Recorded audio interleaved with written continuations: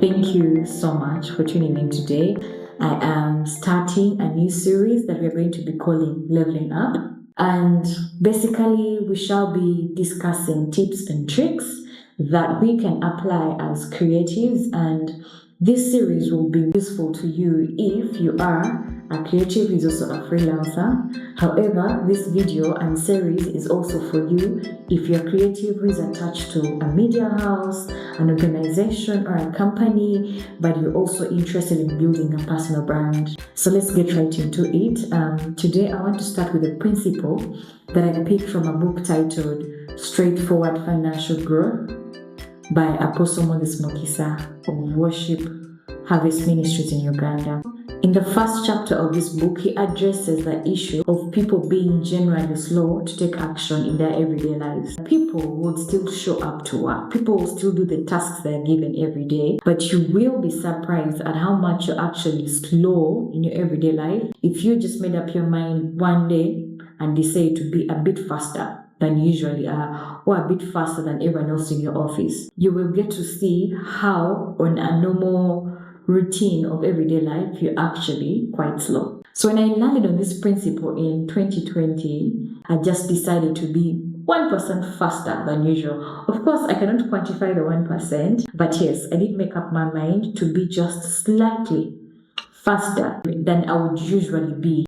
This is how it played out in my everyday life. It meant that if I received an important email, I responded to it immediately. If I sent out an invoice to a client and they responded with a need for adjustment or a correction, I responded immediately and sent back the edited version. If I saw an opportunity that I was interested in, I did not procrastinate. I did not copy the link and save it somewhere in my personal WhatsApp group to check it out later. I checked it out immediately and took action as soon as possible. If I came across a call for application, I responded to it with like immediate effect. I treated everything with urgency. If I got a job to do and I was given like a 2 weeks deadline, I made sure I delivered almost like in 3 to 5 days, like I just pushed myself to go the extra mile.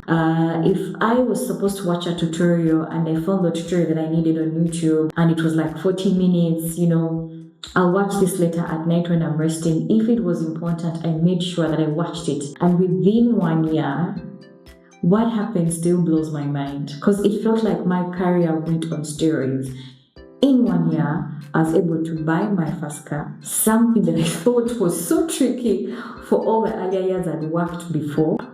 I was able to work on projects and work with my dream clients who I thought would take me about 10 years of my career to get to work with. I was able to work on projects that were global and that I didn't imagine I'd work on in that year of my career. I was having grant after grant. I was publishing stories both online and in print media. I was winning awards. I think I won close to 5 awards and maybe 5 grants. I was back and forth with awards, with grants, with publications, with exhibitions, and nothing changed for me. I just decided to be just slightly faster. I strongly believe that life is spiritual. Every time you have work on your table, your hands are like this. That means that you're not in position to receive more from life. And every time you clear what is on your table faster, your hands become like this, which means you have room and space to receive more. So imagine a situation whereby you receive work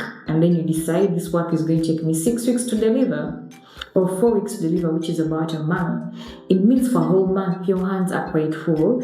And life in all this generosity and kindness is going to understand that you cannot take on more work.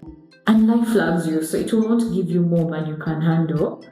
So that means that by the end of the month, you'd have worked on, let's say, maybe 1 or 2 clients or 3 clients.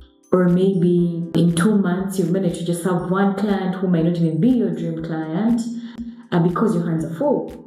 But in a situation whereby you receive work that would stay for 4 weeks, and let's say you're able to deliver it in 2 weeks and still do it excellently because you're giving it your best, it means your return cycles are faster and there are more times where you are available to receive more, and so life is able to give you more to work with. That doesn't mean that you don't get to have long-term projects, but long-term projects will come to you when they find you available and willing enough to take them on, because they're big-term projects. Also, by the time a project is worthwhile for you to have your hand like this for 6 months, it means it really is, or really must be, a very good project that can keep you and sustain you enough through the 6 months or even for a whole year. Like, it should be life-changing money. But here is what being slow does to you. It will have your hands like this over projects which are not worthwhile. You having your hands closed off from receiving more opportunities for long periods of time.